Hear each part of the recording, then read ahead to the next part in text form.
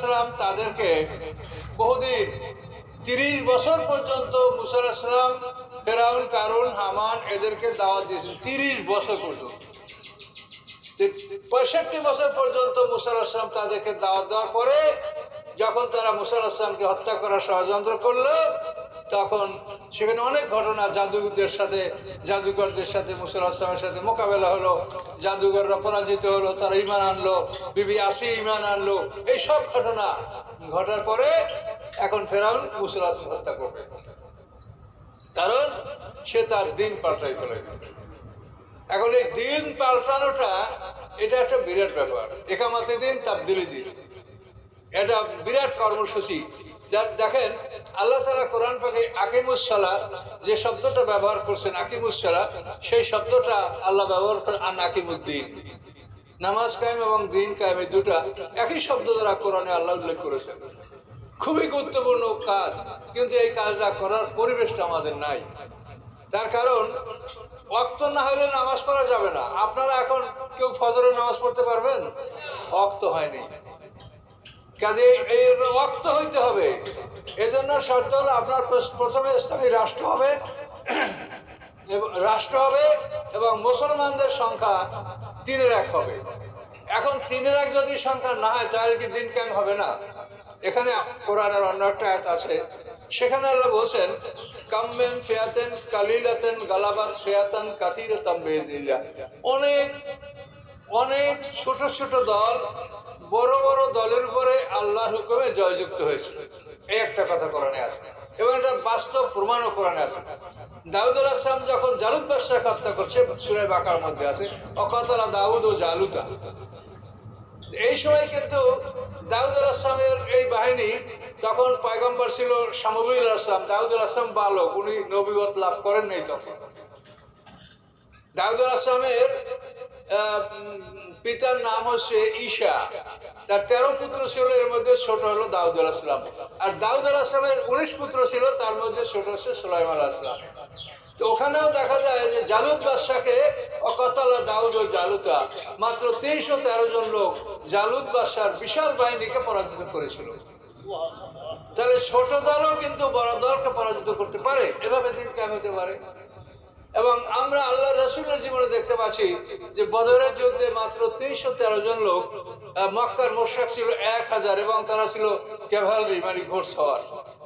সেখানে এই 313 জন লোক, তাদের হাতে তলোয়ার ছিল মাত্র 8খানা।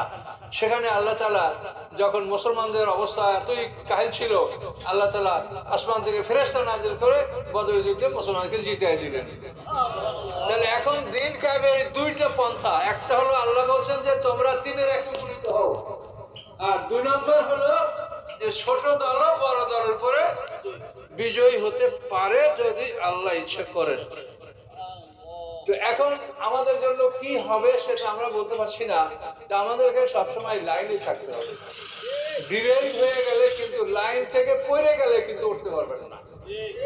এই জন্য সবসময় লাইনে থাকেন, যতখানি সম্ভব ততখানি কাজ করেন। সম্ভবের বেশি অতিরিক্ত কাজ করতে গেলে আপনার ক্ষতি হবে এবং আল্লাহ এটা ক্ষতিটা চান না। তার কারণ আপনারা কোরআনের তাফসীর, এটা তো খুব সোজা ব্যাপার না। মক্কাতে আল্লাহ রাসূল 13 বছর ছিলেন নবুয়ত লাভ করার পর। সেই সময় মক্কার মুসলমানরা আল্লাহর রাসূলের কাছে অন্তত 70 বার জিহাদের অনুমতি চেয়েছে। ইয়া রাসূলুল্লাহ, আমরা জিহাদ করব, আমরা এই কষ্ট সহ্য করব না, কিন্তু আল্লাহর পক্ষ থেকে অনুমতি পান নাই 70 বার। এরপরে আল্লাহ রাসূল হিজরত করেছেন। হিজরত করার 6 মাস পরে সূরা হজের মধ্যে জিহাদের আয়াত নাযিল হয়েছে। 18 মাস পরে বদরের যুদ্ধ হয়েছে। তাহলে আমরা পৃথিবীতে অধিকাংশ মানুষ কোনোদিন মুসলমান হবে না। এই জন্য আপনারা একটা জিনিসের গ্যারান্টি নেন যে গণতন্ত্রের মাধ্যমে কোনোদিন ইসলাম কায়েম হবে না। এইটা 100% গ্যারান্টি। গণতন্ত্র মানে হলো মেজরিটি মাস্ট বি গ্রান্টেড, আপনাকে মেজরিটি হতে হবে। কিন্তু কোরআনে একেবারে পরিষ্কার ভাবে বলেছে পৃথিবীর অধিকাংশ মানুষ কোনোদিনই মুসলমান হবে না। আমা আকসারুন নাসি ওয়ালা হারাসতুল মুমিনিন। রাসূল, আপনি যতই কামনা করেন পৃথিবীর অধিকাংশ মানুষ মুমিন হবে না। তাহলে মেজরিটি গণতন্ত্রে আপনার দিন কায়েম হবে না। তাহলে এখন ছোট দল দ্বারা আল্লাহ দিন কায়েম করতে পারেন। 3-1 যদি মুসলমান না হয় তাও আল্লাহ দিন কায়েম করে দিতে পারে। সেটা কিরকম হবে? সেক্ষেত্রে নবী রাসূল থাকতে হবে। যেখানে যেখানে ছোট দল দ্বারা বড় দল জিতেছে সেখানে প্রত্যেকটা ইতিহাস খুঁজে দেখেন, সেখানে নবী রাসূল ছিল। দাউদ আলাইহিস সালামের সময় শামুল আলাইহিস সালাম পয়গম্বর ছিলেন, তালুত ছিল রাজা, দাউদ আলাইহিস সালাম ছিলেন তখন বালক। এইভাবে আমাদের সামনে বদরের যুদ্ধে আল্লাহ রাসূল ছিলেন, সাহাবারা ছিল। এখন আমাদের সামনে এই বিজয়ের জন্য আশা করতে পারি ঈসা আলাইহিস সালাম যখন আকাশ থেকে নামবেন তখন পৃথিবীতে মুসলমানদের মেজরিটি থাকবে না, কিন্তু ঈসা আলাইহিস সালাম যেহেতু তিনি রাসূল, তার নেতৃত্বে অল্প দল যুদ্ধ করলেও সেই সময় সেই দল সারা পৃথিবীতে বিধর্মীদের উপরে জয়লাভ করতে পারবে। এবং ঈসা আলাইহিস সালামের সাথে সেই সময় আরো কতগুলি শক্তি আল্লাহর পক্ষ থেকে পাবেন, যেমন খিজির আলাইহিস সালাম, এনাকে পাওয়া যাবে। দাজ্জাল যখন বের হবে সেই দাজ্জাল সমস্ত পৃথিবী মন্থন করবে, মদিনায় সে ঢুকতে পারবে না। মদিনায় ঢোকার সময় খায়বারের পথে এই দাজ্জালকে বাধা দেবে খিজির আলাইহিস সালাম। আর আসহাবে কাহফ সম্পর্কে আপনারা পড়েছেন, আমার এই 8 নম্বর বই যেটা কোরআনের পরিচয়, এটার মধ্যে এগুলো আছে সব। তো এই আসহাবে কাহফ গুহাবাসী যারা সিরিয়ার ইয়ানজুলুস পাহাড়ে যারা লুকিয়েছিল, এটা ঈসা আলাইহিস সালামের তিরোধানের 150 বছর পরে এরা এই গুহায় লুকিয়েছিল এবং 309 বছর পরে তারা গুহা থেকে তাদের পরিচয় তাদের পাওয়া গিয়েছিল। তাহলে ঈসা আলাইহিস সালামের তিরোধানের 150 বছর পরে এই গুহায় ঢুকছিল আসহাবে কাহফ। ইয়ামলিকা, মাকসালমিনা, মাসলিনা, মরনুর, দবারনুর, সাজনুর, কাফাসতাতিউস, এই 7 জন এবং কালভুম কাকমির, তাদের একটা কুকুর ছিল, সেটার নাম কাকমির। এই আসহাবে কাহফের একবার পরিচয় পাওয়ার পরে তারা আবার গুহার মধ্যে ঘুমিয়ে গেছে। তো ঘুমিয়ে যাওয়ার পরে এইভাবেই ঘুমন্ত অবস্থায় আছে এবং সেই জায়গাটা এমন আল্লাহ তাআলা ভয় ভীতি দিয়ে জায়গাটাকে কর্ডন করে রেখেছে, মানে ওটাকে মানে আল্লাহ তাআলা মানে দেওয়াল করে রেখেছে, ভয়ের দেওয়াল, ভয়। সেটা কোরআনে ভাবে বলা আছে, আল্লাহ রাসূল তাআলা বলেন লাবাত্তালাতা আলাইহিম লা ওয়াল্লাইতা মিনহুম ফিরারাম ওয়া লা মুলাইতা মিনহুম রুবা। আল্লাহ বলেন, হে রাসূল, যদি আপনি মাথা উঁচু করে উকি মেরে সেদিক তাকান, ইত্তালা শব্দের অর্থ উকি মেরে তাকানো। লাবাত্তালাতা আলাইহিম, আপনি যদি উকি মেরে তাদের দিকে তাকান, লা ওয়াল্লাইতা মিনহুম ফিরারা, আপনি সেখান থেকে ভয়েতে পালাবেন, ওয়ালা মুলাইতা মিনহুম রুবা, এবং ভয়েতে আপনার হৃদয়টা পরিপূর্ণ হয়ে যাবে। তা আল্লাহর রাসূলকে আল্লাহ এই কথা বলছেন যে আপনি উকি মেরেও সেখানে তাকাতে পারবেন না, এমন ভাবে ভয় ভীতি দিয়া জায়গাটাকে আটকে রাখছে। এই লোকগুলি যে ওখানে জীবিত ঘুমাচ্ছে, এটা তার প্রমাণ। যদি কবর হয়, যে পৃথিবীর এমন কোন কবরের কথা বলা নাই যে ওখানে গেলে আপনি ভয় পাবেন। আচ্ছা, পৃথিবীর কোথাও এরকম কোন নিদর্শন নাই, আর পায় না কেউ ভয়। কিন্তু এখানে এদের ব্যাপারে ভয়ের কথা বলা আছে, কেউ যেন সেখানে কাছাকাছি যেতে না পারে। এই লোকগুলো ওখানে আছে, ঈসা আলাইহিস সালামের উম্মতেরা। ঈসা আলাইহিস সালাম যখন আকাশ থেকে নামবেন তখন এই লোকগুলিকে আল্লাহ আবার জীবিত করে ঈসা আলাইহিস সঙ্গে এরা যোগদান করবে। ফলে অল্প সংখ্যক লোক আবার তামাম পৃথিবীর কাফেরদের উপরে জয়যুক্ত হবে। এভাবে কিয়ামতের পূর্বক্ষণে ঈসা আলাইহিস সালামের অনুসারী আমরা, এরা সারা তামাম পৃথিবীর অমুসলিমদের পরে ইনশাআল্লাহ ইসলাম জয়যুক্ত হবে। ঈসা আলাইহিস সালাম 40 বছর পৃথিবীর শাসন করবেন, এরপর তিনি ইন্তেকাল করবেন। এই সময় তিনি বিবাহ করবেন, তার সন্তানও হবে। ঈসা আলাইহিস সালাম বিবাহ করেন নাই, আকাশে উনি 33 বছর বয়সে আকাশে চলে গেছেন, 30 বছর বয়সে উনি নবুয়ত লাভ করছেন। কিন্তু বাল্যকাল থেকেই তার সাথে ওহী বিনিময় হয়েছে, কিন্তু নবুয়ত প্রকৃত হয়েছেন 30 বছরে। তো সম্মানিত সুধী, আমরা আপনাদেরকে এই কথাগুলো এই জন্য বলছি যে মানুষের মনে নানা ধরনের কল্পনা, কিন্তু আসলে বিষয়টা হলো পুরো কোরআন থেকে আপনাকে বিষয়টাকে মন্থন করে বের করতে হবে। তাহলে কোরআনে যে বিষয়টা আছে সেখানে আল্লাহ তাআলা আমাদেরকে যেটা বলেছেন সেই পজিশনটা আমরা নিজেরা হারিয়েছি। হযরত আলী রাদিয়াল্লাহু তাআলার বিরুদ্ধে কেন যুদ্ধ করা হলো, এই ব্যাপারে হাসরের ময়দানে সুম্মা ইয়াউমাল কিয়ামাতি ইনদা রাব্বিকুম তাকতাসিমুন, আল্লাহ বলেন কিয়ামতের দিন এইটা নিয়ে তোমরা আপসে তর্ক বিতর্কে লিপ্ত হবে। সাহাবীরা আপসে হাসরের ময়দানে তর্ক বিতর্কে লিপ্ত হবে। হযরত আলীকে কেন পরাজিত করা হয়েছিল, তার বিরুদ্ধে ষড়যন্ত্র করে তাকে কেন পরাজিত করা হয়েছিল, সেই সময় তো আল্লাহর দ্বীন হারিয়ে গেল। তারপর থেকে আর কোনোদিন দিন কায়েম হয়নি। দেখেন ইতিহাস, একে একে দেখেন। আর আমার ইতিহাস আছে, আপনারা এই কারবালার ইতিহাস থেকে আরম্ভ করে উমাইয়াদের 92 বছর ইতিহাস, আব্বাসীদের 524 বছর ইতিহাস, সংক্ষিপ্ত হলেও আমার এটা দেওয়া আছে। আমি কোরআনের তাফসীরটা শেষ হলে যদি পারি তো এগুলো আরো ব্যাপকভাবে ইনশাল্লাহ দিব। এখন যে আছে এগুলো আপনারা দেখেন, আপনারা মোটামুটি একটা চলার মতো আপনাদের জ্ঞান আপনারা পাবেন ইনশাল্লাহ। তো আসুন এখন আজকে যে আয়াতটা আমরা তেলাওয়াত করলাম, ওয়াকালা রাজুলুন মুমিনুন আলে ফিরআউন। ফেরাউন সম্প্রদায়ের এক মোমেন ব্যক্তি ফেরাউনকে বলে, খুব রাজদরবারের খুব মানে সম্মানিত এবং পদস্থ ব্যক্তি, ইয়াকতুমু ঈমানাহু, এই লোক যে ফেরাউনের বংশীয় লোক, তার নিকটতম আত্মীয় এবং বড় পদস্থ লোক, ঈমানটাকে সে লুকিয়ে রেখেছিল। এই লোকের মোমেন, এটা ফেরাউন জানতো না। এই লোকটা বললো, এর নাম শামবিল বা হিজবিল, তার নাম যাই হোক, সে একজন মোমেন ব্যক্তি এবং এই ব্যক্তির কারণে এই সূরাটার নাম রাখা হয়েছে মোমেন। কথা বলছি, সূরাটার নাম কি? এটা একটা মোমেন, আর একটা হলো গাফের। গাফের হলো ক্ষমা প্রার্থনাকারী। এই সূরায় ফেরেশতারা মুসলমানদের জন্য ক্ষমা প্রার্থনা করে, এই জন্য এটার নাম গাফের। আবার এইটার মধ্যে এই মোমেন ব্যক্তির জন্য সূরাটার নাম সূরা মোমেন। কথা বলতে পারছেন? এখন এই ব্যক্তি ইয়াকতুমু ঈমানাহু, তার ঈমান সে লুকিয়ে রেখেছিল। সে ফেরাউনকে বলছে, আতাকতুলনা রাজুলান, তুমি এমন একটা মানুষকে হত্যা করবে, আইয়াকুলা রাব্বি আল্লাহ, যে বলে আমার রব আল্লাহ, যে বলে আমার রব আল্লাহ, এই ব্যক্তিকে তুমি হত্যা করবে? ফেরাউনের কাজ হলো এইরকম মানুষকে হত্যা করা। ওয়াকাদ জাআকুম বিল বায়িনাত মির রাব্বিকুম, অথচ এই লোকটা তোমাদের রবের পক্ষ থেকে তোমাদের কাছে উজ্জ্বল প্রমাণ নিয়ে এসেছে। সেই প্রমাণের মোকাবেলা করতে তোমরা ব্যর্থ হয়েছো। তার লাঠি সাপ হয়, ঠেকাতে পেরেছো?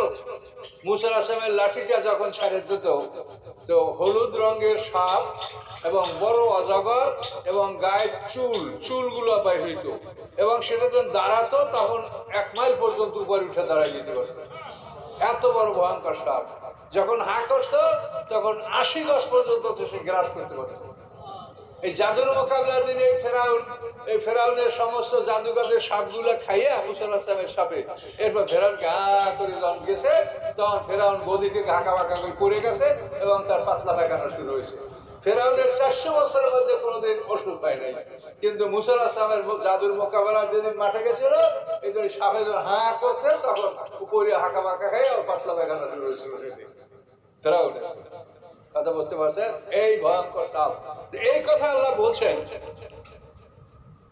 যে ওয়াকাদ জাআকুম বিল বায়িনাতি মির রাব্বিকুম, যে মুসা আলাইহিস সালাম তোমাদের কাছে উজ্জ্বল প্রমাণ নিয়ে এসেছে। এই প্রমাণের মোকাবেলা তোমার জাদুকররা করতে পারে নাই, ফেরাউনও করতে পারে নাই। ওয়াইয়াকু কাযিবান ফাআলাইহি, এখন ওই লোকটা দেখেন কত জ্ঞানী। সে যদি মিথ্যাবাদী হয় তো মিথ্যার পরিণাম তার উপরই আসবে। ওই লোক বলে রাব্বি আল্লাহ, এই কথা মিথ্যা হয় তো তার পরিণাম তার উপরে আসবে। ওয়াইয়াকু সাদেকান, আর যদি সে সত্যবাদী হয়ে থাকে, ইউসিবুকুম বাযুল্লাযী ইয়াদুকুম, তাহলে সে যা বলছে এর কিছু না কিছু শাস্তি তোমাদের উপরে আসবে। নবীরা যে শাস্তির কথা বলছে সেটা বলছে। মিথ্যাবাদী হলে মিথ্যা তার উপরে পড়বে, আর যদি সত্য হয় তা সে যা বলছে এই শাস্তি কম বেশি তোমাদের উপরে নাযিল হবে। ইন্নাল্লাহ লা ইয়াহদি মান হুয়া মুসরিফুন কাযাব, নিশ্চয়ই আল্লাহ তাআলা যারা মিথ্যাবাদী, যারা সীমা লঙ্ঘনকারী, তাদেরকে আল্লাহ তাআলা হেদায়েত দান করেন না।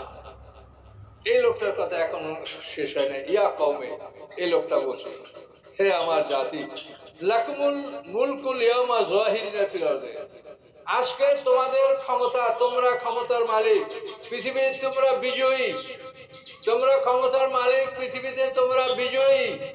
হামাই ইয়ানসুরুনা মিন বাসিল্লাহ জানা, কিন্তু বলো আমার উপরে যদি আল্লাহর শাস্তি আসে, তাহলে আল্লাহর শাস্তি থেকে আমাকে কে সাহায্য করতে পারবে? তোমরা আজ পৃথিবীতে বিজয়ী, তোমাদের পৃথিবীতে ক্ষমতা আছে, তোমরা মুসাকে হত্যা করবে, অমুক করবে, জাদুকর দিকে হত্যা করেই ফেলেছ। কিন্তু মনে রাখো, পৃথিবীতে আজকে তোমরা ক্ষমতাশালী, কিন্তু যখন তোমরা মৃত্যুবরণ করবে, অকুল্লুন আতিহি ইয়াউমাল কিয়ামাতি ফারদা, আল্লাহ বলে সবাই তাদের প্রত্যেকে আমার কাছে একা একই উপস্থিত হবে। ডানেও কেউ থাকবে না, বামেও না, সামনেও না, পিছনেও না, দল বলো না, কোন বড় নেতাও না। আল্লাহ বলেন অকুল্লুন আতিহি ইয়াউমাল কিয়ামাতে ফারদা। আল্লাহ একা আমার কাছে আসবে, সবাই একা, কোনো কেউ আপনার সাথে থাকবে না। ভেবে দেখেন, আপনার একটা কেস হয়, মামলা হয়, বিপদ হয়, একটা সালিশ হয়, কোনো দিন দরবার হয়, সবসময় আপনি নিজের 2-4টা লোকজন নিয়ে সেখানে গেলে আপনার একটা মনোবল থাকে, কি ঠিক কিনা বলেন? কিন্তু আল্লাহ বলছেন অকুল্লুন আতিহি ইয়াউমাল কিয়ামাতে ফারদা, তারা প্রত্যেকেই আমার কাছে একা একা আসবে, একবারে সিঙ্গেল, কেউ থাকবে না। কাজেই তুমি রেডি হয়ে আসবে। কথা বুঝতে পারছেন? কাজে দুনিয়া এখন আমাদের দলবল আছে, দলবল থাকুক, কিন্তু দলবল নিয়ে আপনি ভালো করেন, খারাপ কিছু করতে গেলে খারাপ করলেই তার পরিণাম হবে। আল্লাহ তাআলা বলেন কলা ফেরাউন, এখন এই কথা ওই লোকটা যখন বললো, ইমানদার লোকটা, কলা ফেরাউন, তখন ফেরাউন বলে মা উরিকুম ইল্লা মা আরা, আমি যা বুঝি তাই তোমাদেরকে বলি। এই কথার জবাব দিতে পারছে না, বলে কি আমি যা বুঝি তাই তোমাদেরকে বলি, আমা হাদিকুম ইল্লা সাবিলার রাশাদ, আর তোমাদেরকে তো আমি ভালো পথ দেখাচ্ছি। ফেরাউন বলে আমি তোমাদেরকে ভালো পথ দেখাচ্ছি, গরু পূজা করবা, আমাকে রব বলে মানবা, এটা তো ভালো পথ। ফেরাউন বলে আমি তোমাকে ভালো পথ দেখাচ্ছি। অকল আল্লাযী আমানা, তখন ওই ব্যক্তি বলল যে ঈমান এনেছে, ইয়া কওমি ইন্নী আখাফু আলাইকুম মিসলা ইয়াউমিল আযাব, হে আমার জাতি, আমি তোমাদের ভয় করতেছি মিসলা ইয়াউমিল আযাব, পূর্ববর্তী দলগুলোর উপরে যে শাস্তি আসছিল সেই রকম শাস্তির দিনগুলির আমি ভয় করছি, যে ওই রকম শাস্তি তোমাদের উপরে আসতে পারে। আর সেই তো ফেরাউন 10,60,000 বাহিনী নিয়ে লোহিত সাগরে ডুবে যায় না, গেছে। মিসলা দাবে কওমি নূহ, যেমন ছিল পরিণতি বা অবস্থা নূহের জাতি, আদ জাতি, যে 7 রাত 8 দিন পর্যন্ত ঝড়ো হওয়া তাদেরকে আশ্রয় মেরেছে। সামুদ জাতি, যেখানে জিবরিল আমিন একটা চিৎকার করার পরে সমস্ত মানুষের কলিজা ফেটে বের হয়ে গেছে, তাই কত শক্তি রাখে জিবরিল আমিন, কলিজা ফেটে এমন ভাবে রক সহ হৃৎপিণ্ড, কলিজা, সাদা কলিজা সব এমন ভাবে বের হয়ে গেছিল রক সহ। আল্লাহ বলেন কার নাম আজাজু নাকলে মুনকায়ের, উপরে যাওয়া খেজুর গাছ যদি ঝড়ে উল্টে পড়ে এবং তার শিকড়গুলি বিচ্ছিরি, ওই রকম উল্টে পড়া খেজুর গাছের মতো সেই লোকগুলোকে মনে হচ্ছে, এমন ভাবে মরে পড়েছে। আল্লাযীনা মিন বা'দিহিম, এবং এই নূহ আলাইহিস সালাম, আদ, সামুদ, এদের পরে যারা আসে এদেরকে যেভাবে ধ্বংস করা হয়েছে আল্লাহ তাআলা সেদিকে ইশারা করছেন। ওমাল্লাহু ইউরিদু যুলমান লিল ইবাদ, আল্লাহ তাআলা তার বান্দার উপরে কখনো জুলুম করতে চান না। আল্লাহ একবার 10 বার 100বার বোঝানো, 100বার বোঝানোর পরে যখন বোঝে না, তখন আল্লাহ তাদেরকে শাস্তি দিয়ে থাকে। কাজে এই শাস্তি পৃথিবীর যুগে যুগে চলছে, কিয়ামত পর্যন্ত চলবে, এর থেকে আমরা কেউ নিরাপদ নই। যদি নিরাপদ মনে করা হয় তা সেটা হবে নিজের জ্ঞানের অভাব, ভুল, এটা হবে বোকামি। ইয়া কওমি ইন্নী আখাফু আলাইকুম ইয়াউমাত তানাদ, হে আমার জাতি, আমি তোমাদের ভয় করছি ইয়াউমাত তানাদ, ওই একটা দিনের, অর্থাৎ কিয়ামত, যেদিন একে অপরকে ডাকাডাকি করবে। অর্থাৎ যখন সিংহের ফুৎকার শুরু হবে তখন একটা শোরগোল শুরু হয়ে যাবে, কি হলো রে, ওই রে, বাসারে, ডাকরে, রক্ষা করবে, এইভাবে একটা তানাদ, মানে একটা শোরগোল শুরু হয়ে যাবে। কিছু সময় পরে শোরগোল বন্ধ হয়ে যাবে, আর কথা বলার কারো ক্ষমতা থাকবে না। কিন্তু যখন শুরু হবে তখন তানাদ মানে কি, একে অপরকে ডাক চিৎকার করবে, শোরগোল করবে। বিপদে পড়লে মানুষ কেউ কাছে আসে কি না আসে, বাঁচাও বাঁচাও করে চিৎকার করতে থাকে। আল্লাহ বলছে সেই আমার তানাদ, যেদিন তোমরা একে অপরকে চিৎকার করে ডাকতে থাকবে, সেই দিনের শাস্তি থেকে আমি তোমাদেরকে সতর্ক করছি, আমি ভয় করছি যে সেই দিন তোমরা মহাবিপদে পরিণত হবে, পতিত হবে।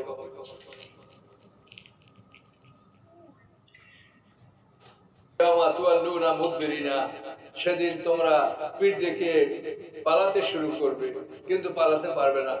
মা লাকুম মিন আল্লাহি মিন আসিম, সেদিন তোমাদের জন্য আল্লাহ হতে কোনো রক্ষাকারী তোমরা পাবে না। তোমরা পালাবার চেষ্টা করবে, পালাতে পারবে না।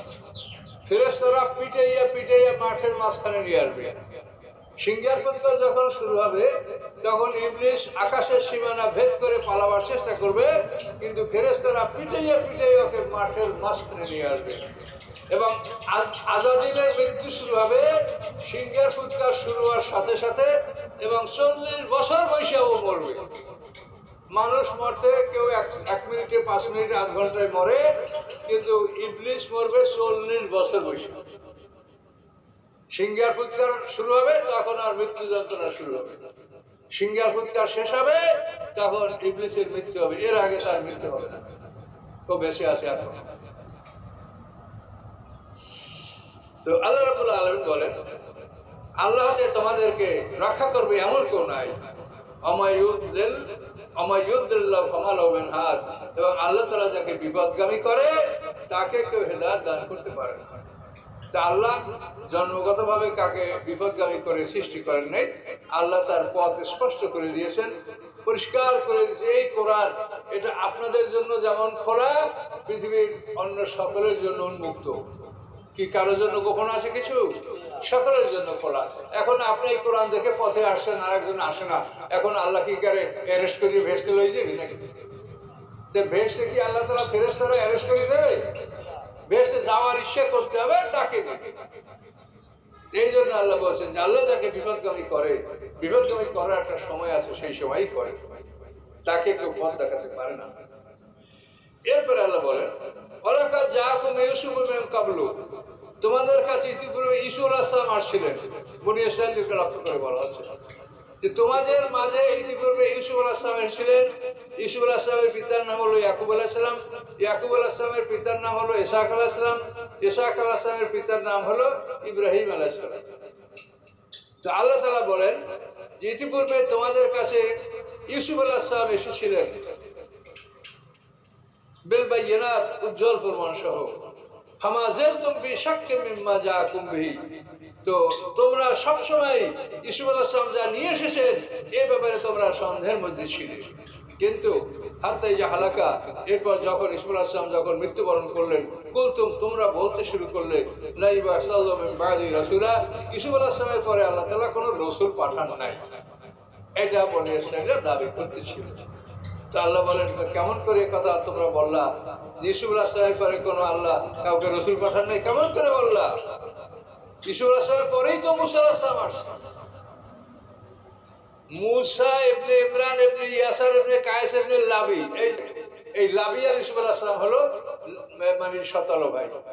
ইউসুফ আলাইহিস সালাম বিনিয়ামিন এরা 2 ভাই, ইহুদা বিরা 10 ভাই। তাহলে ওরা বলে ইউসুফ আলাইহিস সালামের পরে কোনো নবী আসে নাই। তা আল্লাহ বলেন তোমাদের পরে যে মুসা আলাইহিস সালাম কোথা থেকে আসলো? তো ইউসুফ আলাইহিস সালামের 5 পুরুষ পরে প্রথম রাসূল মুসা আলাইহিস সালাম।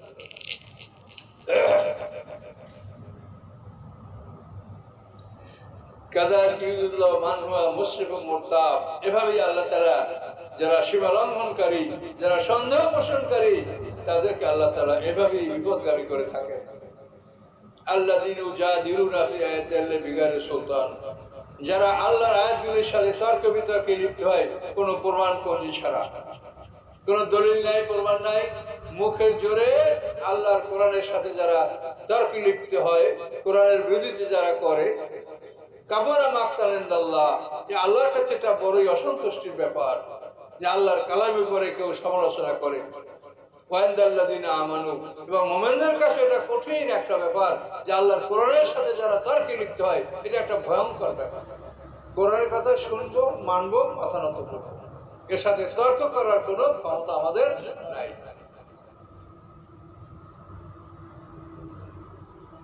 কাযালিকা ইয়াতওয়াল্লু আলা কুল্লি কালবিন মুতাকাব্বিরিন জাব্বার, এভাবেই আল্লাহ তাআলা সকল অহংকারী, অত্যাচারী এদের অন্তরের উপরে আল্লাহ তাআলা মোহর মেরে দেন। তাদের অন্তর ঈমানের জন্য উন্মুক্ত হয় না।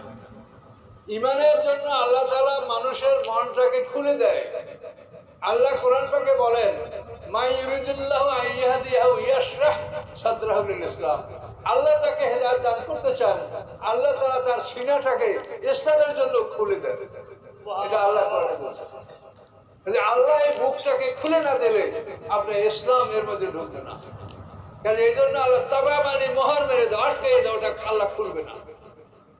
কাজে আল্লাহর কাছে চাইতে হবে। তাহলে আল্লাহ যদি আপনার হৃদয়কে খুলে দেয়, তখন আপনি ইসলাম সম্পর্কে সঠিক জ্ঞান আপনি অর্জন করতে পারবেন, আল্লাহর দিন সম্পর্কে সঠিক বুঝ আপনার আসবে।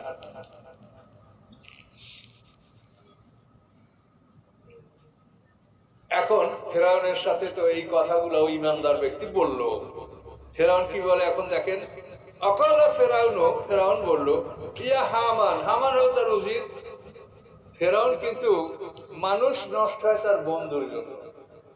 ফেরাউনকে যখন মুসা আলাইহিস সালাম, হারুন আলাইহিস সালাম বুঝালেন যে তুমি যদি আল্লাহর প্রতি ঈমান আনো, তোমার ক্ষতিটা কোথায়? তুমি রাজা আছো, মরণ পর্যন্ত তুমি রাজা থাকবে। নবী রাসূলদের ঈমানের জন্য কোনো ভোট আছে? নবী রাসূল যতদিন বেঁচে থাকবে ততদিন তারা নবী রাসূল। কোন ভোটের মাধ্যমে তাদের তো পরিবর্তনের সম্ভাবনা নাই, আছে? খোলাফায়ে রাশিদিন যারা করিবেছেন মরণ পর্যন্ত দায়িত্ব পালন করবে। এখন ফেরাউনকে বুঝালো মুসা আলাইহিস সালাম, হারুন আলাইহিস সালাম যে তুমি যদি ঈমান আনো, মৃত্যু পর্যন্ত তুমি রাজা থাকবে, তোমার রাজত্ব যাবে না। মরার পরে তুমি এসে বড় বাদশাহী পাবে, সোনার বাড়ি ঘর পাবে, কুমারী স্ত্রী পাবে, অনন্তকাল যৌবন পাবে। এইসব বুঝানোর পরে ফেরাউন দেখে তো এটা ক্ষতি কি? আমি যদি এদিকে রাজাও থাকি আর মরার পর যদি আবার আমি রাজত্ব পাই, তো আমার অসুবিধা কোথায়? তো ফেরাউন বলে যে হ্যাঁ, তোমাদের কথা তো ভালোই মনে হচ্ছে, তো আমি এটা গ্রহণ করব। তো আমি তো আমার উজির হামানের কাছে কিছু না জিজ্ঞাসা করি না, আমি একটু হামানের কাছে পরামর্শ করে নিই। এখন হামান আসছে, হামানের কাছে ফেরাউন এই কথাটা বললো যে আমি ঈমান আনলে, মুসার উপর ঈমান আনলে দুনিয়া তো আমি রাজা থাকবো, মরার পরেও আমি রাজা হব, তাহলে আমি যদি ঈমান আনি তো ক্ষতিটা কোথায়? তো হামান বলে এটা আপনার ব্যাপার, আপনার জ্ঞান আছে, আপনার বুদ্ধি আছে, আপনি বোঝেন।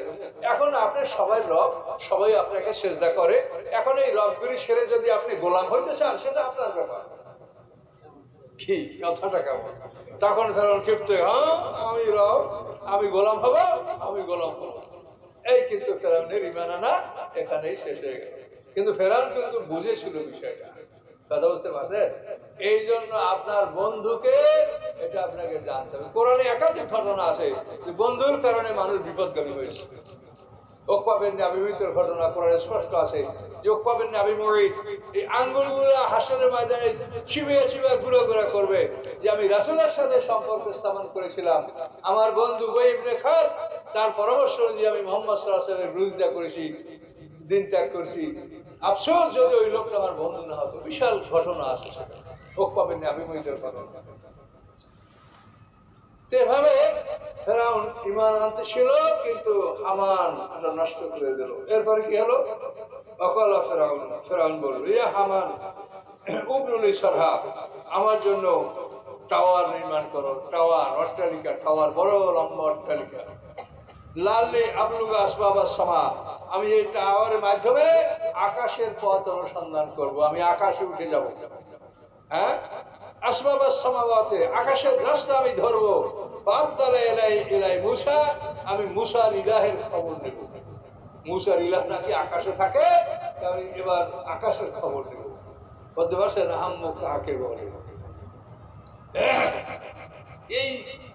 এই আহাম্মকরাই কিন্তু পৃথিবীর বড় বড় বাদশাহ। আহাম্মক ও যখন লোহিত সাগরের পারে গেছে, মুসা আলাইহিস সালাম আল্লাহর হুকুমে 12টা রাস্তা করে দিল, লোহিত সাগরে রাস্তা পারে মুসা উঠে গেল।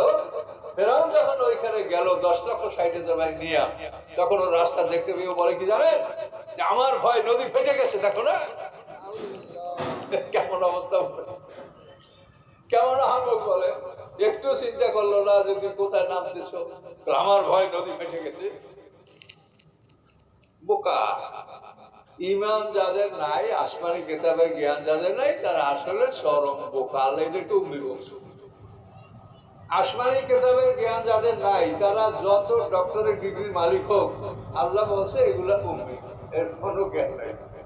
আসলে সত্য, আসলেই সত্য। আপনি একটা মানুষের যদি জীবন সম্পর্কে না বলতে, আপনি বলেন একজন ডক্টরকে যে আপনার জীবনের পরিচয়টা দেন তো বলতে পারবে আমি অমুকের ছেলে অমুক, মায়ের নাম অমুক, অমুক জায়গায় জন্মগ্রহণ করছি, এছাড়া পরিচয় দিতে পারবে না। কিন্তু এটা তো মানুষের পরিচয় না। মানুষের পরিচয় হলো যে আমার দুইটা মৃত্যু, দুইটা জন্ম, দুইটা বরযাক, এগুলো হলো মানুষের পরিচয়। এবং আমি এই প্রথম জীবনের পরে দ্বিতীয় জীবনে কিভাবে আমি ঢুকবো, পর্দার আড়ালে জগতে ঢুকবো, সেখানে কেমন থাকবো, তারপর দ্বিতীয় জীবন, এটা হলো মানুষের প্রকৃত পরিচয়। কিন্তু একজন লোক ডক্টর হয়ে এই পরিচয়টা সে দিতে পারবে না। কাজে এই জন্য আসমানি খেতাবের জ্ঞান যাদের নাই তাদেরকে আল্লাহ বলেন উম্মি, তারা নির্বোধ, নিরক্ষর।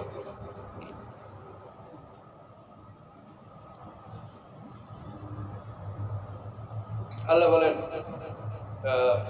ফেরাউনের কথাটা এখানে আল্লাহ তুলে ধরছেন যে আমি মুসার ইলাহের খবর নিব, অয়নিল আজন্য কাযিবা, আমি মুসা আলাইহিস সালামকে মিথ্যা মনে করছি, নাউযুবিল্লাহ। ওয়াকাযালিকা যুয্জিনা ফিরআউনা সুআমালি, এভাবেই ফেরাউনের জন্য আল্লাহ তাআলা তার কাজকে সুশোভিত করেছিল। এই কাজগুলি ফেরাউনের কাছে খুব ভালো মনে হচ্ছিল। এইভাবে সে বনী ইসরাঈলকে ইট বানানোর অর্ডার দিল এবং সেই মিস্ত্রি দ্বারা বিশাল অট্টালিকা তৈরি করছিল। এই তৈরি করার পরে সে অট্টালিকা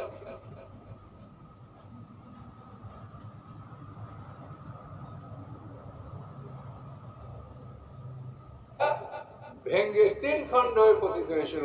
এক খণ্ড ফেরাউনের সৈন্যবাহিনীর ব্যাপারে তারা ধ্বংস হয়েছে, এক খণ্ড নদীতে পড়েছে। তো এইভাবে 3 খণ্ড হয়ে ফেরাউনের এই অট্টালিকা ধ্বংস হয়েছে। অসুদ্দানের সাবিল, এভাবে ফেরাউনকে আল্লাহর পথ থেকে শয়তান ফিরে রেখেছে। আমা কাইদু ফেরাউন ইল্লা ফি তাবাব, এবং ফেরাউনের ষড়যন্ত্র ধ্বংস ছাড়া আর কিছু ছিল না, শুধু ধ্বংস আর ধ্বংস। অকাল আল্লাযী আমানা, ওই ইমানদার ব্যক্তির কথা আবার এই মুমিন ব্যক্তির নামে সূরাটার নাম মুমিন। অকাল আল্লাযী আমানা, অথবা ইমানদার ব্যক্তি বলল, ইয়া কওমে, হে আমার জাতি, ইত্তাবিউনি, তোমরা আমার অনুসরণ করো, আহদিকুম সাবিলার রাশাদ, তোমাদেরকে আমি সরল পথ আমি দেখাবো।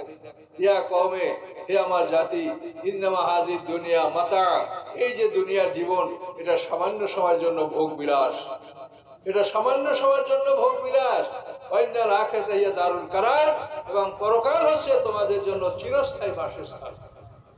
দুনিয়ায় আপনি 62.5 বছর বাঁচলে 1.5 ঘন্টা, হিসাব নিজে করেন। পরকালের একটা দিন 1000 বছরের সমান। এখন দুনিয়ায় যদি আপনি 1000 বছর বাঁচেন, তাহলে পরকালের একদিন। যদি 500 বছর বাঁচেন 12 ঘন্টা, 250 বছরে 6 ঘন্টা, 100 বছরে 3 ঘন্টা, 65 বছরে 1.5 ঘন্টা, 120 বছর 8 মাসে 1 ঘন্টা। আপনি হিসাব করে নেন। এই জন্য আল্লাহ বলছে যেটা একটা সামান্য ভোগ বিলাস, ভোগ বিলাস, খেলা তামাশা। আপনার একটা সিনেমা হলে 3 ঘন্টার মধ্যে আপনাকে একটা জীবনের শুরু থেকে শেষ পর্যন্ত দেখানো হয়, ঠিক কিনা বলেন? একটা সিনেমা হলে ঢুকলে 3 ঘন্টার মধ্যে রহিম রুকবান, মানে রহিম বাদশার জন্ম হয়েছে, ওয়া ওয়া করে কান্দে, 12 দিনে হারে বিয়া দিছে রুকবানের সাথে, এরপর বড় হয়েছে, রহিম তাজলের প্রেমে পড়ছে, বড় হয়েছে, রাজত্ব করছে, রহিমের রাজধানী শেষ হয়ে গেছে। কিন্তু ঘড়িতে চাকাই দেখেন 6টায় ঢুকছেন, 9টায় বের হয়েছে, ঠিক কিনা? কিন্তু ওখানে দেখলেন কিন্তু একটা জীবনের শুরু থেকে শেষ। এই জন্য আল্লাহ বলেন এই দুনিয়াটা পরকালের তুলনায় একটা সিনেমা হল বা একটা নাটকের মঞ্চের মতো। যে নাটকের মঞ্চ তোমরা যখন 3 ঘন্টার মধ্যে ঢোকো বাইর হয়ে আসো, এটা এরকম একটা জায়গা। আর পরকাল হচ্ছে তোমাদের প্রকৃত ঠিকানা।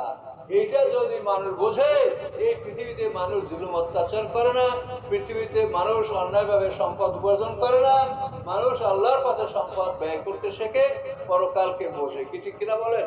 কাজে এই জিনিসগুলো আপনারা বুঝবেন। এই জন্যই এই কষ্ট করে গভীর রাত্রে আপনারা কোরআনের কথা শুনছেন। তো ওই লোকটা বললো যে দুনিয়ার জীবন ছিল একটা খেলাঘর, আর পরকালের জীবন হচ্ছে তোমার প্রকৃত জীবন, যেখানে 1000 বছরের সমান একটা দিন। মান আমিলা সাইয়্যাতান ফালা ইউজা ইল্লা মিসলাহা, যারা খারাপ কাজ করে তাদেরকে উহার সমপরিমাণ শাস্তি দেওয়া হবে। কিন্তু ওমান আমিলা সালিহান, যারা ভালো কাজ করে, মিন যাকারিন আও উনসা, সে নারী হোক বা পুরুষ হোক, হুয়া মুমিনুন, সে যদি ঈমানদার হয়, ফাউলাইকা ইয়াদখুলুনা জান্নাতা, তারা জান্নাতে প্রবেশ করবে, ইউরযাকুনা ফিহা বিগাইরি হিসাব, সেখানে তাকে জীবিকা দান করা হবে বিনা হিসাবে। পাপ করলে তার শাস্তি দেওয়া হবে হিসাব করে, নেকামত করলে জান্নাত দেওয়া হবে এখান, এবং সেখানে তাকে নিয়ামত দেওয়া হবে বিনা হিসাবে, অফুরন্ত নিয়ামত আপনাকে সেখানে দেওয়া হবে জান্নাতে। এই জন্য আল্লাহ তাআলা, আল্লাহ সত্য বলেন, কোরআন সত্য। এই কোরআনের সাথে পৃথিবীর কোন শক্তি মোকাবেলা করতে পারে নাই। আরবরা, আল্লাহ কি বলছেন? প্রথম বলছে জিন ইনসান একত্রিত হয়ে তোমরা কোরআনের মতো একখানা কোরআন রচনা করো। আল্লাহ বললেন লাবিস্তামাল জিন্নু ওয়াল ইনসু আলা আইয়াতু বিমিসলি হাযাল কোরআনে লা ইয়াতুনা বিমিসলিহি ওয়ালাউ কানা বাযুহুম লিবাযিন যাহিরা। কুল লাবিস্তামাল জিন্নু ওয়াল ইনসু, আপনি বলেন সারা পৃথিবীর জিন ইনসান যদি একত্রিত হয়ে যায়, একে অপরকে সাহায্য করে, কোরআনের মতো একখানা কোরআন রচনা করতে পারবে না। তাহলে কোরআন আল্লাহর বাণী, আল্লাহ সত্য বলে, কোরআনের সব কথা সত্য, ভালো কাজ করে তারা জান্নাত পাবে। এরপরে আল্লাহ বলছেন ফাতুবি আশারি সুয়ারের মিসলি, যে মুহাম্মদ সাল্লাল্লাহু আলাইহি ওয়াসাল্লাম কোরআন রচনা করে থাকে, তোমরা 10টা সূরা রচনা করো, পারে না। তারপরে আল্লাহ বলছেন ফাতুবি সূরাতাম মিন মিসলি, একটা ছোট্ট সূরার মতো সূরা রচনা করো। ইন্না আতাইনাকাল কাউসার, এই সূরা লটকে দাও, এই সূরার মতো একটা সূরা রচনা করো, পারলো না। শেষ পর্যন্ত তারা বলতে বাধ্য হলো লাইসা হাযা কালামুল বাশার। এই ছোট্ট সূরাটা লটকে দেওয়ার পরে আরবের মুশরিকরা ঘাবড়ে গেল যে এই কাউসারের মতো একটা সূরা আমরা রচনা করতে পারবো না, তাহলে মুহাম্মদ সাল্লাল্লাহু আলাইহি ওয়াসাল্লাম তো বড় বড় সূরা, 200-300 আয়াতের সূরা, 300 আয়াতের সূরা, এত বড় সূরা বলে, এটা কেমন কথা হবে? তখন ভণ্ড নবী দাবিদার যে মুসাইলামা কাজ্জাব, ভণ্ড নবী দাবিদার কয়টা লোক ছিল? 4টা লোক। মুসাইলামা কাজ্জাব, আসওয়াদি উনাসি, তলহিয়া আসাদি, সাজা নামী এক মহিলা, এক মহিলাও নবীর দাবিদার ছিল, ভণ্ড নবী। এই ভণ্ড নবী মহিলা, এর সাথে আবার বিয়ে হয়েছিল ভণ্ড নবীর সর্দার মুসাইলামা কাজ্জাবের সাথে। বুঝতে পারছেন? পুরুষ নবী আর মহিলা নবী বিয়া, যে বিয়ে হয়েছিল। আর এখন মুসাইলামা কাজ্জাব ওই মহিলার মহারণা দেয় নাই। এখন ওই মহিলার আত্মীয় স্বজন বলে, তোমার স্বামী নবী, নবী মানে তো রাজা বাদশাহ, তোমার মহারণা দিবে না? তুমি মহারণা। এখন ওই মহিলা যখন মহারণা চাই স্বামীর কাছে, এখন আমার তো টাকা পয়সা নাই, মহারণা দিতে পারবো না, বলে লোকে আমার নিন্দা দিচ্ছে। তখনও বলে যে শোনো, আমি তো নবী, আমি তোমার জন্য ফজর আর এশার নামাজ মাফ করে দিলাম, মহারণা দিতে পারবো না।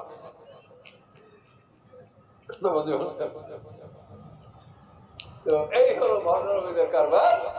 আসওয়াদ উনাসি ছিল ইয়ামানে, একে তো ফিরোজ দাইলামে এক সাহাবী তাকে হত্যা করেছে। আর তলিয়া আসাদি এই লোকটা পরে তওবা করেছিল, মুসলমান হয়ে গেছিল। আর ওই মহিলাও পরে মুসলমান হয়েছিল। আর মুসাইলামা কাজ্জাব ইয়ামামার যুদ্ধে তাকে হত্যা করা হয়েছে। তাকে হত্যা করা করছিল কে? ওয়াহশী রাদিয়াল্লাহু আনহু, যিনি হামজাকে শহীদ করেছিলেন। ওই সাহাবী ইমানদার হয়ে উনি এই ইয়ামামার যুদ্ধে মুসাইলামা কাজ্জাবকে হত্যা করেছেন। তাহলে কোরআনের সব কথা সত্য। কাজেই ভালো কাজ করলে আপনারা জান্নাত পাবেন। আলেম ওলামাদের কথা শুনে আপনারা দান খয়রাত করেন, এটা ঠিকই করছেন, এটা বিফলে যাবেন না। কতগুলো জিনিস বুঝতে ভুল হয় মানুষের। এই নাবালেগ বাচ্চারা যে কোরআন হাদিস পড়ে, রোজা নামাজ করে, ওদের গলায় কোনো আমলনামা নাই। আমলনামা লটকানো হবে বালেগ হইলে। বালেগ না হওয়া পর্যন্ত ছোট বাচ্চারা যত নেকামল করে, এটা আল্লাহ তাআলা তার বাপ মায়ের আমলে লেখাই দেয়। জীবনে যারা কোরআন শরীফ পড়তে পারেন নাই, যদি আল্লাহ না করুক নিজে চেষ্টা করেন, সন্তানটা যদি এরকম নুনারি হাফিজি মাদ্রাসায় পড়ে, এই আমলটা তো আপনার আমল নামায় জমা হয়ে যাবে। কত বড় নেয়ামত! কাজে এটা তারা বোঝে না, তারা এটা বিরোধিতা করে। আর শয়তান তো আছে, শয়তান কি চলে গেছে আপনাদের গ্রাম থেকে? আসে না? আসে, সে তো চেষ্টা করবেই যে মাদ্রাসা যেন না হয়। কে? কাজে এটা আপনাকে বুঝতে হবে যে আমাদের গ্রাম থেকে শয়তান চলে যায় না, আসে। কাজেই সে এরকম খারাপ পরামর্শ দিবে। কাজে এই জন্য আপনারা এই পৃথিবীর বুকে আল্লাহ তাআলা দেখেন তার দিন আল্লাহ বাঁচিয়ে রাখবেন। এখন আমরা দেখি যেখানে আমাদের জাতীয় সম্পদের মাধ্যমে যে শিক্ষা ব্যবস্থাগুলি আছে, সেগুলির মাধ্যমে ধর্ম কি টিকবে কি টিকবে না সেটা আপনাদের বিবেচনা আপনারা করে দেখেন। কিন্তু তারপরেও কিন্তু এই যে ছোট ছোট প্রতিষ্ঠানগুলি গজাই উঠতেছে সব গ্রামে গ্রামে, এই প্রতিষ্ঠানগুলি, এগুলির মাধ্যমেই দেখবেন আল্লাহর দিনকে আল্লাহ জ্বালায় রাখবে, পিট পিট করে জ্বলতে থাকবে, নিভবে না। সকলে বলেন সুবহানাল্লাহ। তাহলে এইসব প্রতিষ্ঠান মনোযোগ সহ করেন, অলসতা সহ করে না। মনোযোগ সহকারে করেন এবং নিজের ছেলে মেয়ে নাতি পোতা পুতি যা আছে নাবালিক অবস্থায় ঢুকান, লাভ পাবেন বসে বসে বসে বসে বোনাস।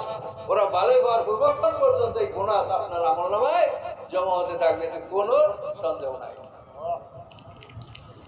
আর বেশি কথা কি বলবো, রাত্র তো অনেক হয়ে গেছে, এখন ধরতে দিব নাকি? কয়টা বাজে দেখেন তো? মানুষ যাবে কেন? কোরআন শুয়ে মানুষ যাবে? কোরআন রাইখে কি মানুষ যায়?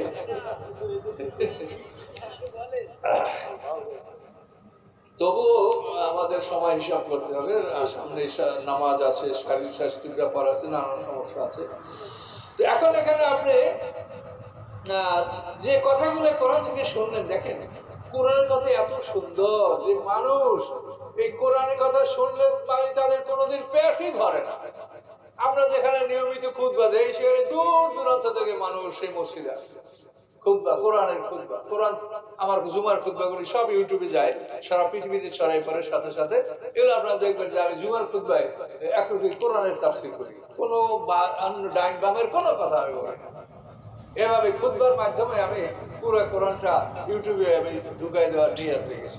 ইনশাআল্লাহ দোয়া করে হয়ে যাবে, আল্লাহ যদি বাসাই রাখে ইনশাআল্লাহ। আশা করি এটা আশার মধ্যে চলে আসে। মানে ইউটিউবে দিতে 24-25 পারা এরকম কাছাকাছি চলে আসে, 5 পারা আছে, আর রেকর্ড হয়েছে আরো বেশি, কিন্তু ছাড়তে পারলে ছাড়তে সময় লাগে। এই যে এরা এগুলো ছাড়ছে, কথাগুলো দেখবেন 2-1 দিনের মধ্যে আপনারা সারা পৃথিবীতে এই কথাগুলা কে কোন দেশের কতটা লোকে শুনছে এটা আপনারা জানতে পারবেন। এরা যে এই ক্যামেরাম্যান এগুলো রেকর্ড করছে, তা আপনারা ওইগুলো দেখবেন, একটু খরচ হবে, তারপর এগুলো দেখেন, খুবই শান্তি পাবেন।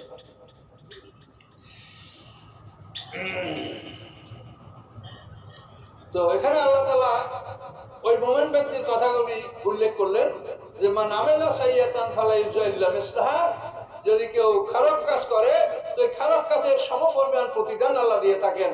আমান আমিলা সালেহান, আর যে নেকামল করে সে নারী হোক পুরুষ হোক, সে যদি মুমিন হয় তাহলে তারা জান্নাতে প্রবেশ করবে এবং সেখানে তাদেরকে অফুরন্ত রিজিক দেওয়া হবে। পুরুষরা জান্নাতে হুর পাবে, মহিলারা কিভাবে? এ নিয়ে অনেক সময় মহিলাদের মনে চিন্তা থাকে। মহিলাদের স্বামী যদি জান্নাতি হয় তো সে নিজ স্বামীর সাথে জান্নাতে বসবাস করবে। এবং পৃথিবীর বুকে যেরকম স্বামীর একাধিক স্ত্রী হলে মহিলাদের একটা বিদ্বেষ হিংসা সৃষ্টি হয়, আল্লাহ কোরআন পাকে বলেন জান্নাতে যারা যাবে তাদের অন্তরে হিংসা বিদ্বেষ থাকবে না, তারা সবাই বন্ধুত্ব সুলভ একসঙ্গে বসবাস করবে এবং কারো মনে কষ্ট থাকবে না। স্বামীর যত স্ত্রী হোক, স্ত্রীরা যত, কারো মনে কোনো কষ্ট থাকবে না। এক কথায় বলতে, কোন নারীর যদি স্বামী জাহান্নামী হয়, যেমন ফেরাউন জাহান্নামী না?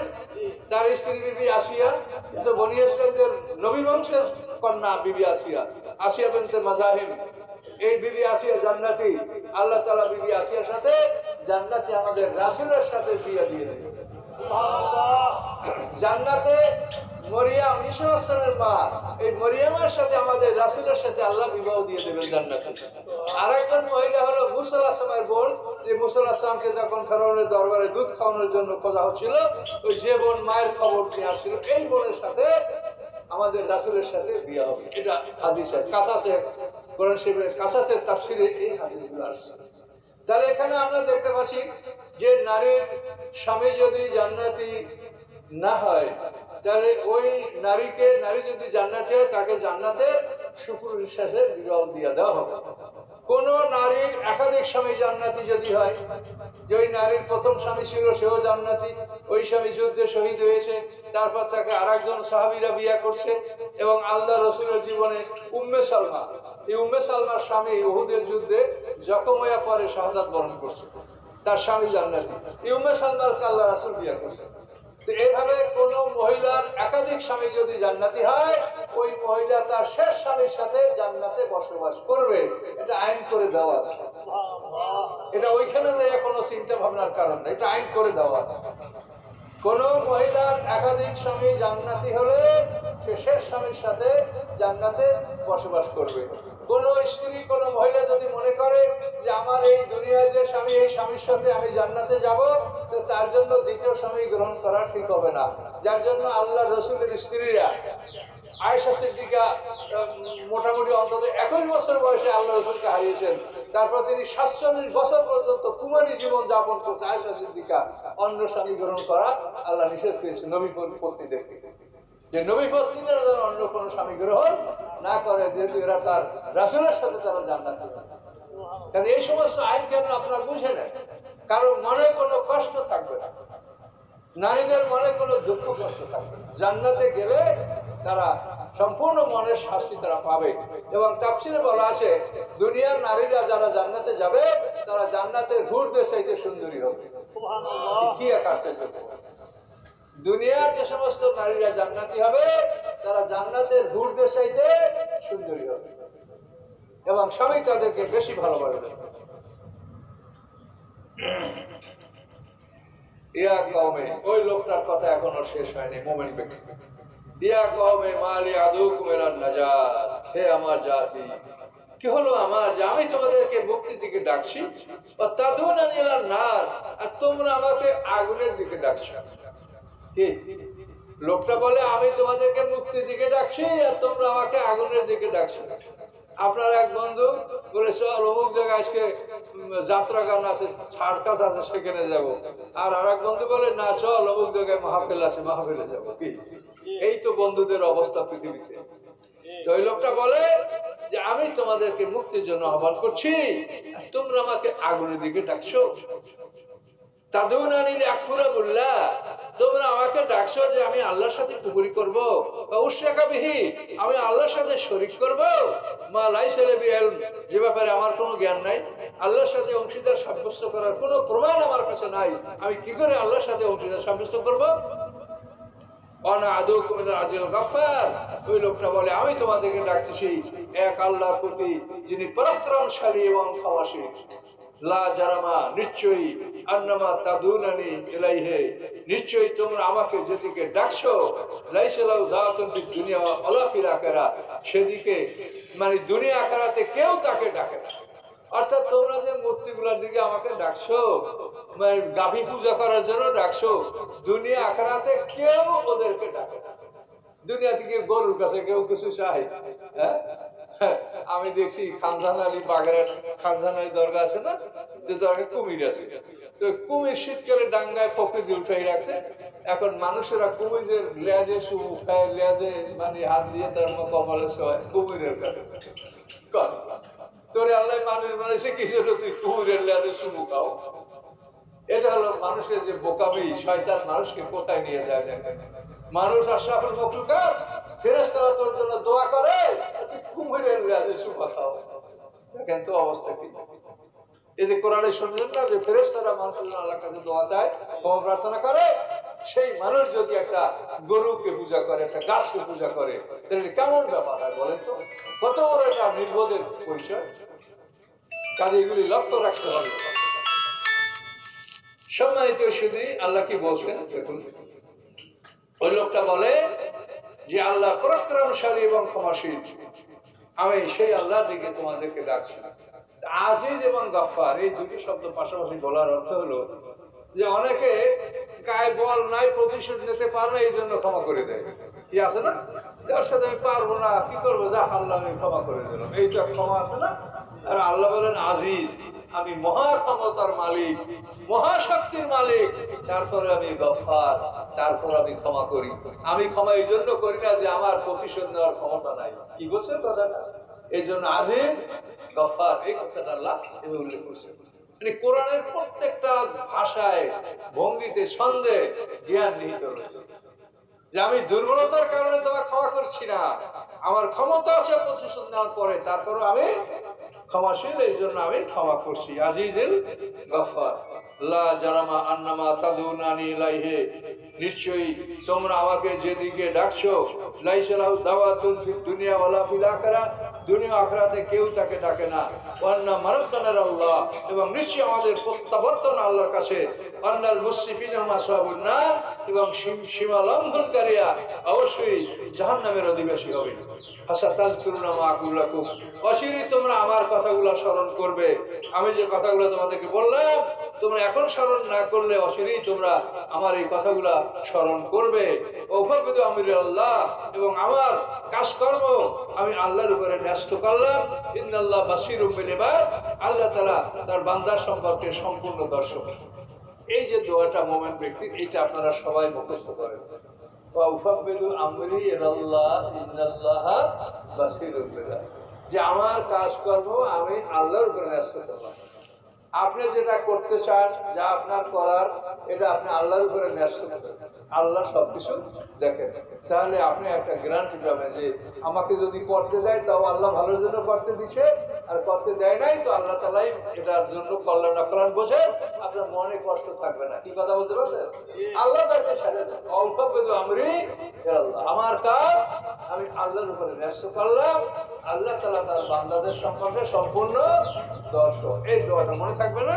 এই সূরা মুমিন থেকে এটা বাইর করে নিয়ে দেখে নেবেন। এটা হলো 44 নম্বর আয়াত, ওয়াফাবিদু আমরি ইলাল্লাহ ইন্নাল্লাহা বাসীরুম বিল ইবাদ।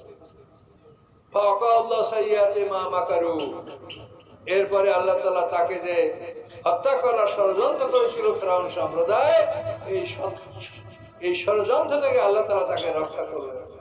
এই লোকটাকে ওরা মারার চেষ্টা করছিল।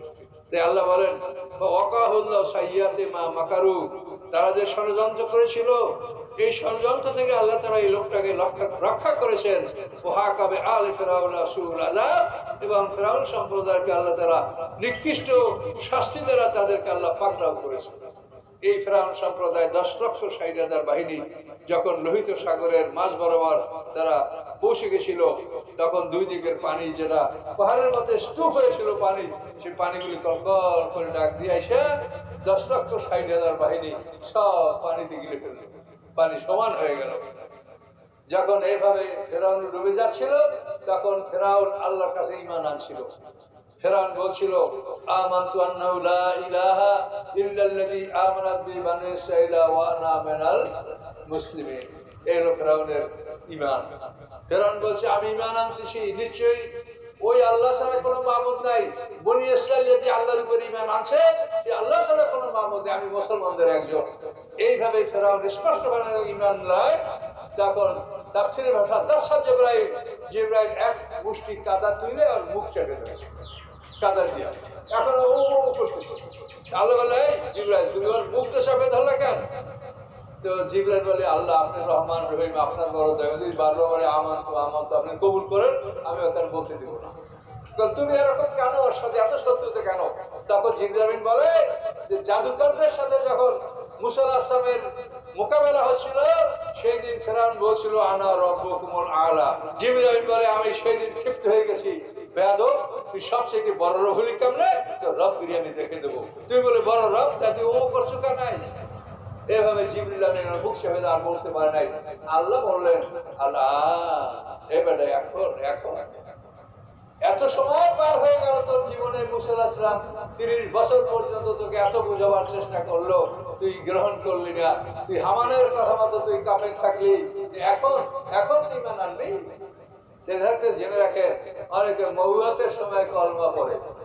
এই মৌয়াতের সময় কলমা পড়ার কোনো মূল্য নাই। আজকেও আমাকে মোবাইল করছে, হুজুর অমুকে রোজা নামাজ তো কম করছে, কিন্তু মরার সময় কলমা পড়িয়ে মারা গেছে। মরার পরে কলমা পড়িয়ে মারা গেলে কোনো লাভ নেই। কথা বোঝেন? অনেকে আবার দোয়া করে আল্লাহ মৌয়াতের সময় যেন মুখে কলমা জারি হয়, এ দোয়া ঠিক না। তার কারণ মৌয়াতের সময় কলেমা জারি হলে কোনো লাভ হবে না, এটা পরিষ্কার করে বলা আছে। এখন আপনি আপনার লাভ, মৌয়াতের সময় কলেমা জারি হলে কোনো লাভ হবে না, এটা আল্লাহ স্পষ্ট বলছেন। মৌয়াতের সময় সবাই ঈমান আনে। কাফেররা বলে রব্বের জীবন আল্লাহ প্রাণ ফিরিয়ে দেন। মুমিনের ফাসিক বলে লাউলা খারতানি লা আযালাম করিম, আমার একটু সময় দেন, ফাসাদ দেখা ওয়া কুমিনা সালিহিন।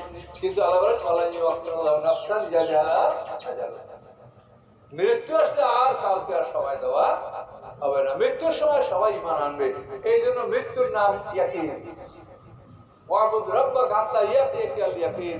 আল্লাহ বলেন, হে মুহাম্মদ সাল্লাল্লাহু আলাইহি ওয়াসাল্লাম, আপনি আপনার রবের ইবাদত করেন মৃত্যু আসা পর্যন্ত। এই ইয়াকিন মানে মৃত্যু, মৃত্যুর সময় সবাই ইয়াকিন আনে। আহলে কিতাবদের সম্পর্কে আল্লাহ কোরআনে বলেছেন, ওয়ামিন আহলিল কিতাবে ইল্লা লা ইউমিনান্না কাবলা মাউতি। প্রত্যেকটা আহলে কিতাব মৃত্যুর আগে ঈমান আনবে। তাহলে আহলে কিতাব মৃত্যুর আগে ঈমান আনবে, কাফেররা মৃত্যুর আগে ঈমান আনবে, মুমিনের ফাসিকে আল্লাহর কাছে দান খয়রাত করার জন্য সময় হবে। তাহলে এখন নবুয়তের সময় যদি আল্লাহ ঈমান কবুল করে, আল্লাহর দোজখ একেবারে ফাঁকা থাকবে, একটাও দোজখে যাবে না। কি? আর আল্লাহ বলছেন কি,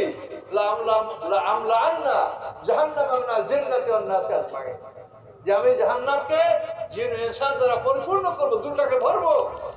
কাজে মৃত্যুর সময় ঈমান কবুল করলে দোজখ ফাঁকা, একজন দোজখে যাবে। এই জন্য মৃত্যুর সময় কোনো মানুষের ঈমান কবুল হবে না, নেকামল কবুল হবে না। মৃত্যুর ফেরেশতা যখন হাজির হবে, কিরামান কাতিবিন আমলনামা ক্লোজ করে সেটা বন্ধ করে রেখে ওরা চলে যাবে। তখন আপনি বলবেন, রব্বি আল্লাহ, কে শোনে আপনার কথা, কে লেখে? মৃত্যুর সময় কোনো নেকামল কবুল হবে না। কিন্তু মরার পরে আল্লাহ তাআলা মানুষের গলা থেকে আমলনামা খুলে নেবেন না, এটা গলায় থাকবে। এই আমলনামাটা নিয়ে হাসরের ময়দানে আমরা উঠবো। এই আমলনামা দেখে আমাদেরকে ফেরেশতারা চিনবে যে কে কোন নবীর উম্মত। আমাদের আমলনামায় উপরে লেখা লা ইলাহা ইল্লাল্লাহু মুহাম্মাদুর রাসূলুল্লাহ, এটা আমরা প্রথম শিখেছি। এই জন্য এই হেডিং দেখে ফেরেশতারা হাসরের ময়দানে বলবে, এই তোমার নবী মুহাম্মদ সাল্লাল্লাহু আলাইহি ওয়াসাল্লাম ওখানে আসে, তুমি এই লাইন ধরো, সেখানে যাও, হাউজে কাউসারের পানি পান করো। আবার দেখা হবে লা ইলাহা ইল্লাল্লাহ মুসা কালিমুল্লাহ, তাদেরকে ফেরেশতারা, ভাই তোমার নবী ওখানে হাউজে কাউসারের পাশে কোন কাছে বসা আছে, যাও সেখানে তুমি পানি পান করো। এভাবে লা ইলাহা ইল্লাল্লাহ দাউদ কালিমাতুল্লাহ, লা ইলাহা ইল্লাল্লাহ ঈসা রূহুল্লাহ, লা ইলাহা ইল্লাল্লাহ ইব্রাহিম খলিলুল্লাহ, প্রত্যেক নবীর উম্মতের গলায় ওই আমলনামা থাকবে, তার উপরে ওই কলেমার হেডলাইনটা থাকবে। এইটা দেখে ফেরেশতারা তাদেরকে আপন আপন নবীর কাছে পৌঁছে দিবে। সকলে বলুন সুবহানাল্লাহ। তাহলে আমলনামায় যাদের এই কলেমা নাই, তারা যদি ভুলেও হাউজে কাউসারের কাছে যায়, তো ফেরেশতারা লোহার ডান্ডা দিয়ে পিটিয়ে পিটিয়ে তারাই দেবে, যেখানে কি বেটা তো এখানের পানি তো নাই। কারণ এই জন্য আমাদেরকে এই বিষয়গুলি জানতে হবে যে মৃত্যুর সময় কোনো ঈমান কবুল হবে না, কিন্তু মৃত্যু ব্যক্তির জন্য যদি আপনারা দোয়া করেন, তো ওটা কিন্তু আল্লাহ ইচ্ছা করলে আমার নামে ঢুকাই দিতে পারবে। কথা বলতে পারছেন? এই জন্য আল্লাহ তাআলা কোরআনে মৃত্যু ব্যক্তির জন্য দোয়া করা, মা বাবার জন্য দোয়া করার জন্য কোরআনে আল্লাহ আদেশ দিয়েছে। উপকার না হলে আল্লাহ আদেশ দিবেন কেন? হ্যাঁ, কাজে আল্লাহ আদেশ দিয়েছেন, আল্লাহ তা'বুদু ইল্লাহু ওয়া বিল ওয়ালিদাইনি ইহসানা আনুশকুরলি ওয়ালি ওয়ালিদাইকা। আল্লাহ বলেন, আমার শুকর করো, পিতামাতার শুকর করো। তা আল্লাহর শুকর হলো 5 ওয়াক্ত নামাজ, পিতামাতার শুকর হলো 5 ওয়াক্ত নামাজের পরে কবর জিয়ারত করে তাদের জন্য দোয়া করা। তো এগুলি আপনারা আমল করবেন এবং জীবনে ভালোভাবে চলার চেষ্টা করবেন। কোরআন শরীফ পড়বেন, অর্থ সহ পড়ার চেষ্টা করবেন। আমার কোরআন শরীফ আছে, আপনারা আমাদের দেশে যত তাফসীর আছে এটা তো অবাঙালিদের লেখা, এই জন্য আমাদের বলতে একটু কষ্ট হয়, আমাকেও কষ্ট হয়। আমারটা পড়তে কষ্ট হবে না, এটা খুব সহজে বুঝতে পারবেন। কাজে এই জন্য কোরআন শরীফ করার মতো যাদের ক্ষমতা আছে, একটা পিস 300 টাকা, আর একটা সেট নিলে 3000 টাকা। আর বলবো না, অনেক কথা বলছি। আল্লাহ যদি বরকত দেয় তো অনেক হতে পারে। দোয়া আমি আপনার জন্য করবো, আপনারা আমাদের দোয়া করবেন। আল্লাহ কতখানি সময় রাখছে আল্লাহ ভালো জানেন, তো আমরা তো আর কিছু বলতে পারি না। সবার কাছে দোয়া চাচ্ছি। আসসালামু আলাইকুম। এখন আমরা দোয়া করবো। আস্তাগফিরুল্লাহাল্লাযী লা ইলাহা ইল্লা হুয়াল হাইয়ুল কাইয়্যুম ওয়া আতুবু ইলাইহি লা হাওলা ওয়া লা কুওয়াতা ইল্লা বিল্লাহিল আলিয়্যিল আযীম। আল্লাহুম্মা সাল্লি আলা মুহাম্মাদ ওয়া আলা আলি মুহাম্মাদিন কামা সাল্লাইতা আলা ইব্রাহিম ওয়া আলা আলি ইব্রাহিম ইন্নাকা হামিদুম মাজিদ। আল্লাহুম্মা বারিক আলা মুহাম্মাদ ওয়া আলা আলি মুহাম্মাদিন কামা বারাকতা আলা ইব্রাহিম ওয়া আলা আলি ইব্রাহিম ইন্নাকা হামিদুম মাজিদ। আল্লাহুম্মা আমিন। ইয়া রাব্বুল আলামিন, এই গভীর রাতে আপনার একদল গোলাম আপনার রহমত পাওয়ার আশায়, আপনার ক্ষমা পাওয়ার আশায় মানুষগুলো এখানে বসে আছে। আল্লাহ আল্লাহ আপনি আমাদের সবাইকে কবুল করেন। আল্লাহ আমরা সবাই আপনার গোলাম, আমরা অবুঝ গোলাম, আমরা বুঝি না, আপনার কোরআনের ভাষা জানি না। আল্লাহ আমাদের ভুল ত্রুটি আছে, আপনি আমাদেরকে মাফ করে আমাদের সবাইকে কবুল করুন। আল্লাহ দিয়েছে, যারা অর্থ দিয়েছে, শ্রম দিয়েছে, যারা পায়ে হেঁটে আসে, কদমে কদমে হরফে হরফে টাকা পয়সা যত সব হয়েছে, সমস্ত সব মুহাম্মদ রাসূলুল্লাহ সাল্লাল্লাহু আলাইহি ওয়াসাল্লামের পাকে পৌঁছে দিন। আদম আলাইহিস সালাম থেকে আজ পর্যন্ত আম্বিয়া, আউলিয়া, গাউস, কুতুব, উলামা, ফুজালা, শুহাদা, সালিহিন, সিদ্দিকিন, মুমিনিন, মুমিনাত, মুসলিমিন, মুসলিমাত যারা দুনিয়া থেকে বিদায় নিয়েছেন তামামের আরওয়াহ পাকের সব পৌঁছে দিন। ইয়া আল্লাহ, আমরা যারা হাত তুলেছি আমাদের আত্মীয় স্বজন, পিতা মাতা, ভাই বোন, বড় ভাই, বড় বোন, আল্লাহ আত্মীয় স্বজন, ছেলে মেয়ে, স্ত্রী পুত্র, প্রয়োজন থেকে যারা কবরে চলে গেছে তামামের আরওয়াহ পাকে আপনি সব পৌঁছে দিন। আল্লাহ আমাদের কাছে যা চেয়েছে আর যারা চাইতে পারে নাই আল্লাহ সবাই খবর আপনি জানেন। আমরা সকলের জন্য আপনার কাছে ফরিয়াদ করছি, আল্লাহ সকলের আরওয়াহ পাকে এই মজলিসে সব আপনি পৌঁছে দেন, সবাইকে আপনি মুক্তি দিয়ে দেন। আল্লাহ বহু বছর ধরে আমি এই অঞ্চলে ঘোরাফেরা করছি, আমার কত তাফসীরের শ্রোতা হারিয়ে গেছে। আল্লাহ আল্লাহ সবাইকে আপনি ক্ষমা করে দেন, মাফ করে দেন, জান্নাত নসিব করে দেন। আল্লাহ আমরা যারা বেঁচে আছি আল্লাহ আপনার কোরআনের করে চলতে পারি, ইমানের করে মৃত্যু হয় আমাদের, আল্লাহ আপনি আমাদেরকে কবুল করেন। আল্লাহ আপনি আমাদেরকে দয়া করেন, আমাদের